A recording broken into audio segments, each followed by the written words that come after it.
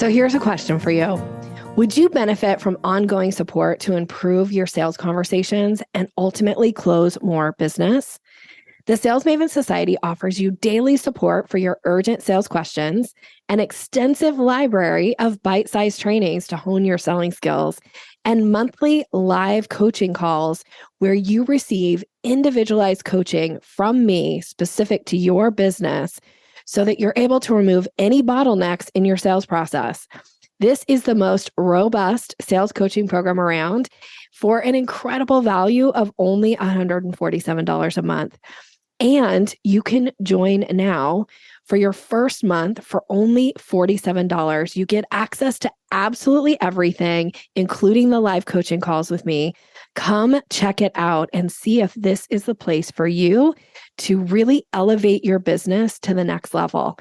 You can do this by going to yoursalesmaven.com/society, hit the join now button. And then when it takes you to that page, enter this code, the number 4, the number 7, and the word trial, TRIAL. So 47 trial, all one word, and you'll be a member. I can't wait to see you in there. Now, here's the podcast.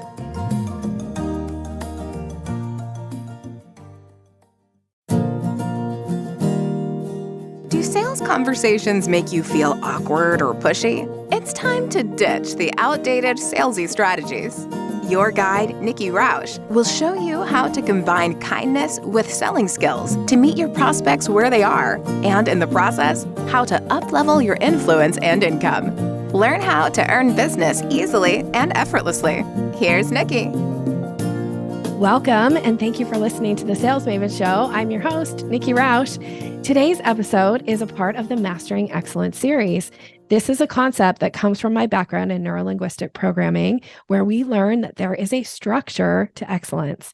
And once you understand the structure, you can apply that same structure to your own life or business, depending on the context, so that you're able to get similar results. Today's guest, I'm very excited, is the amazing, the great David Newman. Now, if you don't know David yet, let me tell you a little bit about him. David is known as one of the top revenue growth mentors for consultants, executive coaches, and B2B experts who want to get better clients, bigger deals, and higher fees. His Do It MBA mentoring program has more than 800 successful graduates. He's the author of the #1 business bestsellers, Do It Marketing and Do It Speaking. And his latest book is Do It Selling. David Newman, welcome to the show. Thank you, Nikki. It's so great to be here. I am so excited to have this conversation. I like to give my audience a little bit of context. I was on your podcast years ago, and you were so gracious and so kind. And I said to you even before I started the recording that I still, to this day, have people reach out and say, I heard about you through David. So you have a very expansive reach, and I'm so grateful to have had the opportunity to be on your podcast so many years ago. And obviously, it's been too many years, so we have to have you back. And I said it right here on your show, so now you know that we have to make it happen.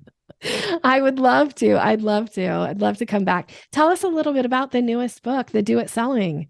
Sure. So my first book, as you mentioned, was Do It Marketing. And I snuck in about 30% sales content in that book. But it was like, shh, don't tell anyone. Because people think they have a marketing problem, and what they really have is a sales problem. Amen. So I figured that, what's the point of helping people knock on the door? When the door opens, they're like, oh my gosh, what do I do now? So in the metaphorical sense, everything that gets you knocking on the door is marketing. The moment the door opens, now we're into sales. So that was the genesis of the Do It Selling book. I love it. And I know I've been checking out a little bit about it. It seems like it's very like, these are the steps. Like you've got some really great, like these are the action things that are going to get you to where you want to go. Absolutely right. It's an equal combination of mindset, skill set, and tool set to help professional services sellers who typically hate selling to get them to enjoy it and to actually be much more effective at it. I love it. I love it. I feel like you and I are on a similar mission in life. So that's a good one. And I'm so honored that you said yes to coming onto the podcast for the Mastering Excellence series, because we're also going to not just talk about, my one of my favorite topics of all time is sales, but my second favorite thing, which I think pairs like hand in hand with sales, which is about asking questions. And specifically with you, this is one of your, I'm going to dare say, superpower, is that you know the right next question to ask in any given situation. So we're going to roam around in your brain a little bit, if you're willing, and find out how you do that. The hallways are open, my friend. Let's go. Okay. So here's my first question. If I were to stand in for you for a day, so if I was lucky enough that I got to step into your shoes and I get to just be you for a day, what is the first thing that I have to do in order to think like you when I find myself in a situation where I need to know what's the right next question to ask here? Wow. I hope your other guests are equally mystified by They this are. first question. Okay, good. Yeah. It's like, am I like the dumbest person in the world? Because I have Perfect. no idea. So the onboarding and orientation, Nikki becomes David. Yes. The instruction manual, page 1. Yeah. It's like, good luck. Beats me. Don't know. Okay. So imagine this, so maybe I don't know what I have to think, but how would I behave? Okay. So I have, and I would welcome you when I give a little sound bite that sounds really polished and prepared. Feel free to jump on it, break it up, dig under it, whatever. Okay. But I do have a philosophy about this. Okay. So what would be on that first page of instructions is, Nikki, be strategically dumb and perpetually curious. And that is literally an inner bumper sticker or an inner fortune cookie in my brain that not just in a sales conversation, but even in a consulting conversation or in a coaching conversation, strategically dumb, meaning, someone says something, our tendency is to want to sound smart. And so we go, okay, yeah, good, got it. And I have no idea what that really means. So I'm like, well, tell me more about that. Or when you say X, what does that really mean? Or break that down for me. So that's strategically dumb. And perpetually curious is always think about what's the next layer or what's the next level to uncover more detail and texture and depth of what that person is saying to you. I think this is a critical consulting skill. It's a critical coaching skill. And obviously it's a critical sales skill. But that mantra has done me really, really well, is to be strategically dumb and perpetually curious. Kind of like the old TV show Columbo. I was just going to say that. Right? Yes, so we're about the same age. And it's like, everyone thinks Columbo is such a dummy, right? They totally underestimate. This guy's the smartest, sharpest, most observant guy. And he's scratching his head and he's got the rumpled raincoat and he's about to leave. And so, the evil mastermind criminal is in their big mansion and Columbo's got his hand on the door. He's like, okay, ma'am, well, thank you very much for your time. And then he pauses half a second. His hand is on the doorknob. He turns around. He goes, ma'am, I'm still a little confused. You said that you left here around midnight, but the body was found at 11 p.m. I'm curious, did you step over the body or what happened between 11 p.m.? And boom, he gotcha, because it was just manic questioning and manic observation, strategically dumb, perpetually curious. Welcome to Columbo. Kids, you can watch it on YouTube, look it up on Wikipedia. That's my metaphor, is be Columbo. That's so funny because I feel that same, I've used this and I've said this in many a time as well. Is sometimes you have to be Columbo. And I think a lot of times one of the big mistakes people often make is they're afraid to show that they don't know something, or I'm supposed to just assume, take at face value what you said, and I'm supposed to add all the meaning to it. I'd rather ask. to find out what does that actually mean to you? Like the tell me more, the like to be that. So I love how you put this strategically dumb and perpetually curious. I feel like that was a masterclass for us right there, but I do have some more questions for you. But that was so good what you just gave us right there, David. Thank you. Thank you. This is I'm so far I'm doing well. You're knocking it out of the park next already. piece goes.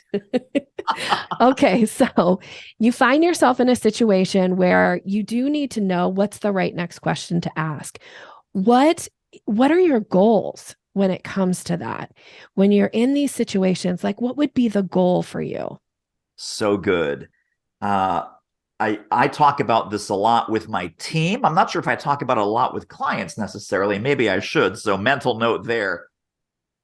My goal, again, in any context, this could be with your family. This could be in a coaching or a consulting context. And it certainly could be in a sales context. It's not just to find the truth, but to find that person's truth. Right? What is the actual truth of their situation? Because I find most people go around with some shielding around themselves and around their psyche. So the shielding could be arrogance, it could be complacency, it could be fear, it could be self-soothing delusions. I'm okay, my drinking problem is not that bad, my company's okay, our sales are not that horrible, whatever it is. And not for me to judge, because the moment you judge, I think you're screwed in business and in life. I agree. But it's to really, the questioning process, the goal of the questioning process is to peel away those layers of self-soothing delusion or fear or scarcity or hurt or whatever it is, and find out what is really going on in that person's heart and mind and soul and gut. And once you've established that, and it's a really deep kind of human to human connection, and they're willing to be vulnerable, and the only way they're going to be vulnerable is if you're willing to be vulnerable, and you're willing to let your shields down, and again, not be judged, and not, they're going to not like me. And I think one of the big things, both with consulting and with sales, the two big dangers that prevent us from this truth-seeking experiment is we think that we have something to prove. So we want to sound smart, we want to be liked. Both of those things are counterproductive to finding the real truth of that person's situation. Yes, oh my gosh, I feel like you're speaking right to the heart of me and the things that you're saying. I think this idea of wanting somehow that you have to put on airs and you have to pretend to be something to impress the other person, I think that always puts you on the back foot in a conversation. Because when you're trying to be the smartest person in the room, I think you're the least interesting person in the room, frankly. Yeah, there's this, and even, from a speaking standpoint. So some of our folks do speaking, obviously you speak and seminars, keynotes and so forth. When we present ourselves, we put ourselves on the pedestal and, I'm perfect. I have this all figured out. I have this all dialed in. It's totally repellent to your audience. So your approachability goes down, your likability goes down. On the other hand, as a speaker, when you show, it's like, man, oh man, I've hit every brick wall. I've hit every dead end. You show your battle scars. You show your mistakes, you show your wounds a little bit. That's like, oh my gosh, this person's very successful, but man, school of hard knocks, they learned it the hard way.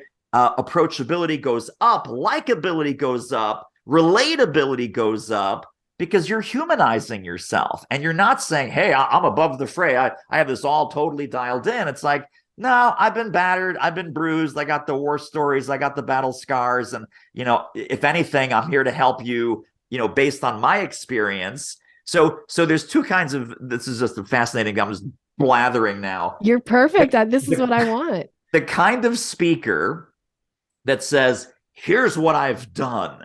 And they just list all their accomplishments. Nobel Prize winner, author of New York Times best-selling book. Here's what I've done.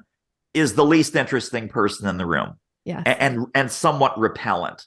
Yes. Here's what I've learned along the way. So think of those two. Here's what I've done. That person, you say, oh boy, that person is kind of an arrogant schmuck. Here's what I've learned.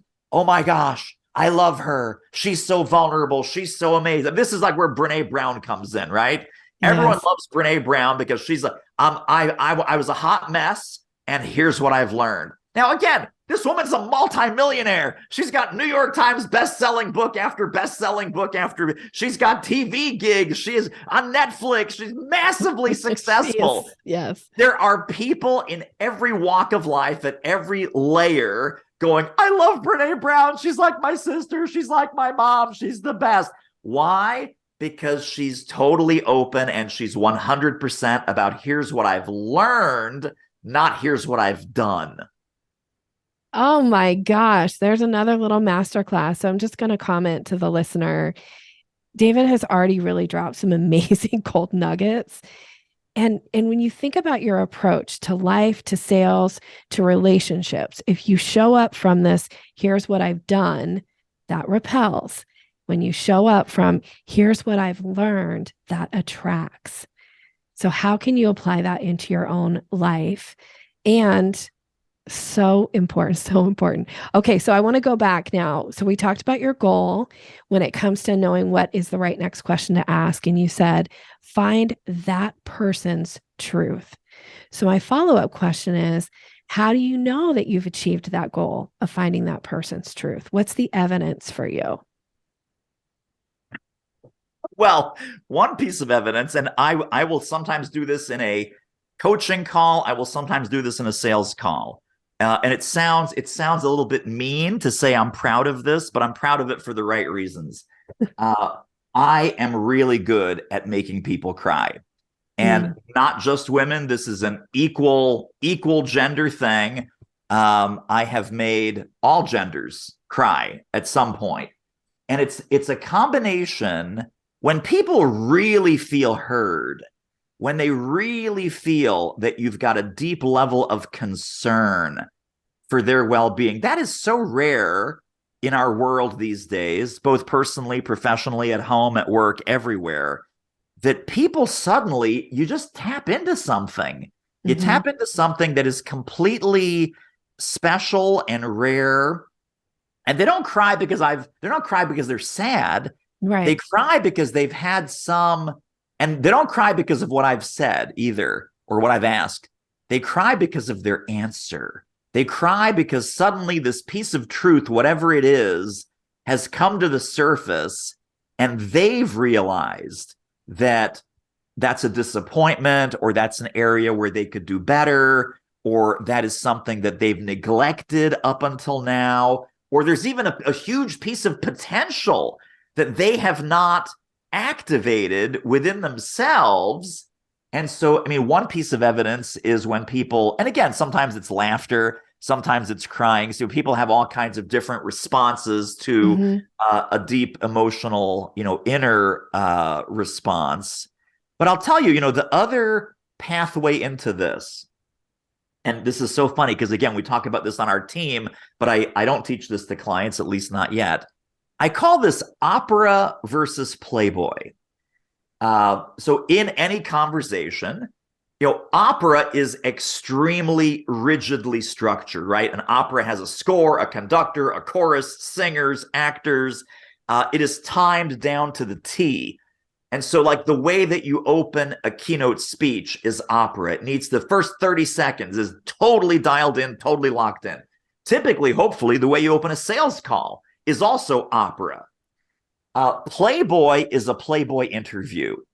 Now, when I started my podcast, I actually studied interviewing. And of course, one of the all-time best places to go is Playboy interviews. No, I did not buy back issues of the magazine, but there are compilation books of just the interviews. Okay. And I'm talking to the men and the boys now. Guys, believe it or not, the articles were really good. They were. So there are Playboy interviews with maybe there are like 13 or so of these journalists that have done dozens and dozens and dozens and dozens of interviews that were featured in Playboy magazine initially. Here's what they do.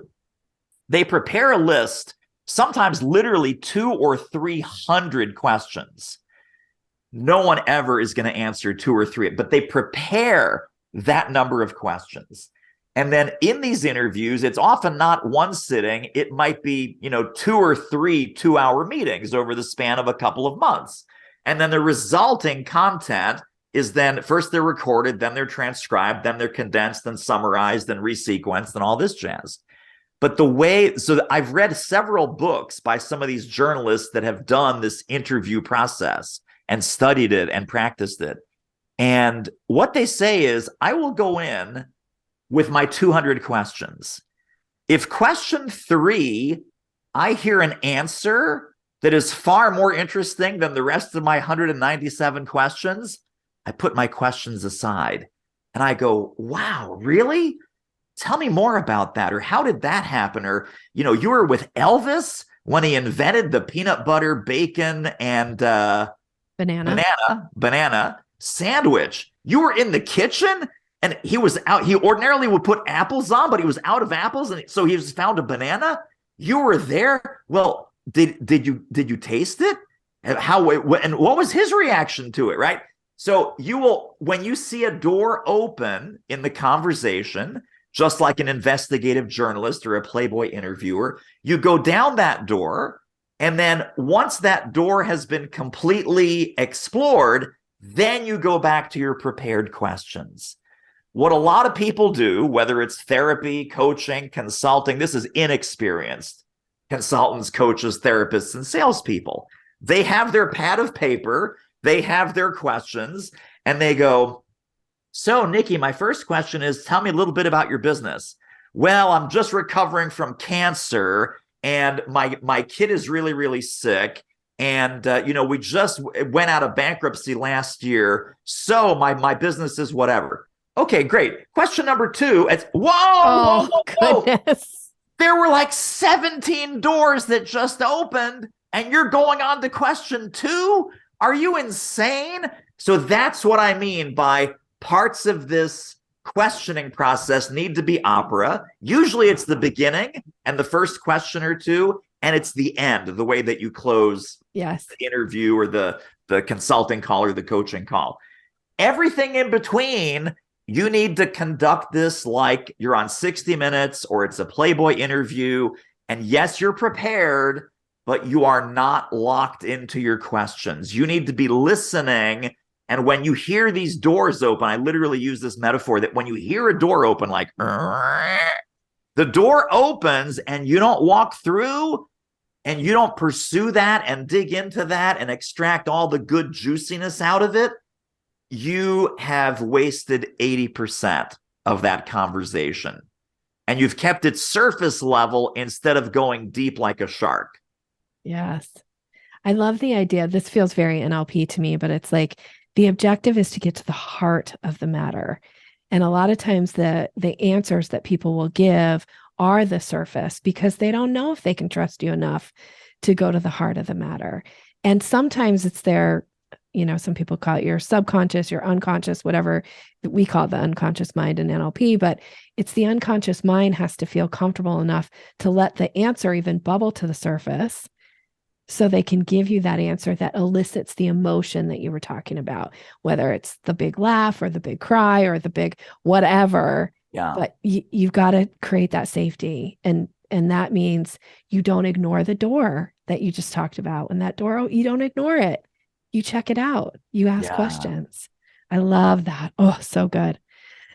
Okay. So we're kind of coming to the wrap here of these particular questions. So we've gotten to the heart of the matter, or we've at least uncovered there's a door here. We've had some type of an emotion.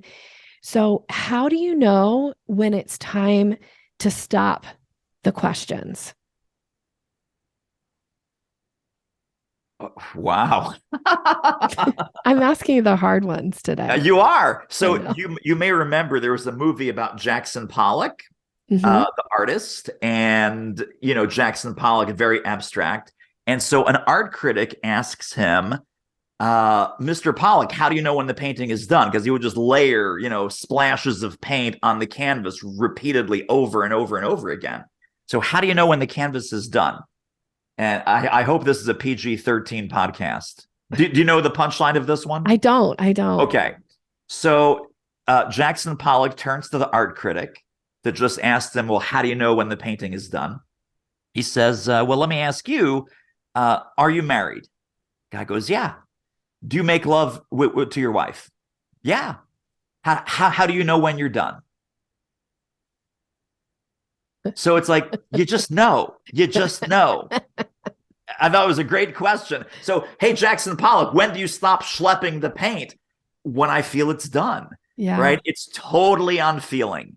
It is totally this intuitive hit. I wish there was like a checkbox, like a pre-flight checklist with a pilot. Yes, we are now done with questioning. Could be 20 minutes, could be 2 hours. I mean, who knows? Sometimes the practical reality of, hey, it's a 45-minute coaching call or it's a 45-minute sales call. It's like, well, I got to land the plane somehow. But then, often, at minute 42, I will say something like, boy, we have so much more to talk about. I have to cut this short, unfortunately, because we're at the end of our time. But I would love to talk to you some more. Do you have any time tomorrow or the next day where we could continue? So sometimes you literally feel that conversation is unfinished and you want to book some additional time to go further and to go deeper. Mm-hmm. Mm-hmm. I think that's really smart too, of the idea. But I think when you say like, you just feel it, you just know, I'm going to ask you, this isn't from my set list of questions, but I want to dig here a little bit. But would you say that that's because you really are showing up from this place of really paying attention to the other person? Because I think if you're not in tune with the other person, you won't know when you're finished. Oh, for sure. No, it needs an incredibly deep connection and incredibly deep listening. Mm-hmm. So, when is that picture of their truth and their motivations and what they're afraid of and what they're excited about and what they're willing to do, what they're not willing to do, sort of the boundaries and the guardrails of what that person is coming to you to process. You will see that there's almost like, if you pay attention to the other person's body language, like we can now do on Zoom, thank goodness for Zoom, because that got us off the phones all the time. Yes. The body language, just like you will literally see them ease their shoulders, relax. They start breathing a little bit differently. And it's like, okay, I think we got it. Yeah. It's like a burden has been lifted from their shoulders when they tell you the complete situation of what they came to talk about. This is true with your kids, right? This is true with your spouse. Yes. It's like, okay, we're having a really heated debate about, what college to send our kids to. Well, how do you know when that conversation is done? Because you've said your piece and you felt heard and connected and respected. They said their piece. They feel heard and connected and respected. And there's some outcome or there's some decision-making criteria that you've both agreed to. Yeah, that next step is in place, or we're ready to move to that next step. I love that. Okay. You've been an incredible source of information. This was so good. I'm so grateful to you. I do have a couple little, hopefully maybe fun questions. We'll get to know a little bit more about you before we wrap today. But what you just gave, I really want to honor what you shared with us. I think it was super helpful. You have my brain spinning of some ideas just from things you said. So thank you for that. So I call this the little something extra section of the podcast. So I'd love to know, what brings you pleasure and or joy right now? Retro video gaming. So in my basement, I have what I call the Retro Video Gaming Ultra Lounge. So all the old school video games, Atari, Nintendo, Space Invaders, Pac-Man, Missile Command, Asteroids, all that jazz is down there. I don't spend enough time down there, but that gives me a lot of joy. Oh, that's so good. All right. What is something that people would be surprised to learn about you? that I have an MFA in theater directing, and I did 4 years of professional theater in New York. Oh, that is back in so the late interesting. 1980s, and we lived in Brooklyn way before Brooklyn was hip, way before Brooklyn was cool. Brooklyn was dirty and dangerous. And Oh, yeah, gritty is what it was. Now it's like, people are moving from Brooklyn back to Manhattan because Brooklyn's too expensive, which is hysterical to me and to my wife. It's like, remember, we had that apartment for $600 a month? That was crazy. I love it. All right. What's something exciting going on in your business right now? Believe it or not, artificial intelligence. So Yes. all this hubbub, chat GPT and AI and how that's, copywriting and marketing and sales language and not just chat GPT. I mean, that's the one that most people know about, but all of these AI tools, really fun, really exciting. I know some people are terrified. I'm like, this is the dawn of, imagine being early on the internet.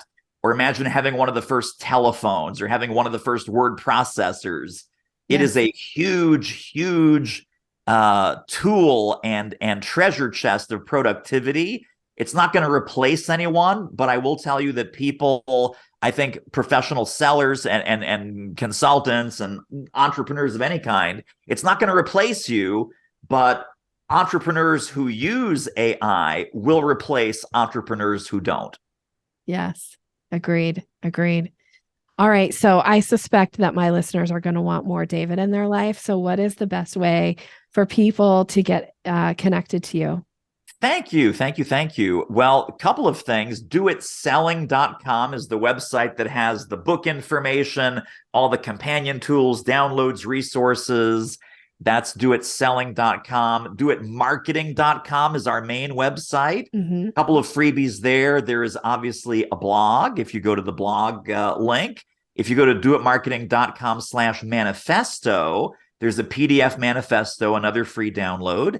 And then we also have our podcast, which Nikki is soon to be making a repeat appearance on, which is at doitmarketing.com/podcast. Oh, I love it. Thank you so much for being here. You are just a treasure, honestly. I'm so glad you said yes to this. Thank you. This was a very different and very cool experience. All right. And for you, the listener, thank you so much for showing up. I would love for you to connect. Tell me, what was your big takeaway? Tag David on social media and tell him too. Let's hear, what was your big aha from this, and what will you do as a result of what you listened to today? Thank you so much for being here. I'm so grateful, and I'll be back next week. Thanks. Thanks for listening to Sales Maven. Visit us online at yoursalesmaven.com/maven for more resources to boost your confidence and skills.